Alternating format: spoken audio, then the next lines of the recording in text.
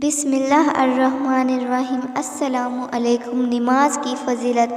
حضرت عبداللہ بن عمر رضی اللہ تعالیٰ عنہ سے روایت ہے، ایک بار رسول اللہ صلی اللہ علیہ وآلہ وسلم ممبر پر رونق افروز ہوئے اور 3 بار قسم کھا کر ممبر سے نیچے اتر آئے اور فرمانے لگے، تم سب کے لیے ایک خوشخبری ہے، جو شخص 5 نمازوں کو پابندی کے ساتھ پڑھے گا اور کبیرہ گناہوں کے ارتکاب سے بچے گا تو وہ جنت میں جس دروازے سے چاہے گا داخل ہو جائے گا۔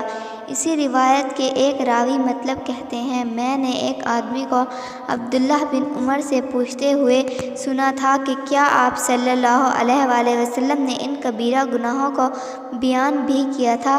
تو حضرت عبداللہ بن عمر رضی اللہ تعالیٰ عنہ نے جواب دیا، ہاں، اور وہ کبیرہ گناہ یہ ہیں: والدین کی نافرمانی، شرک، ناحق قتل، پاک دامن عورت پر تہمت، یتیم کے مال کو ناجائز طریقے سے کھانا، لڑائی کے دن میدان جنگ سے بھاگنا اور سود کھانا۔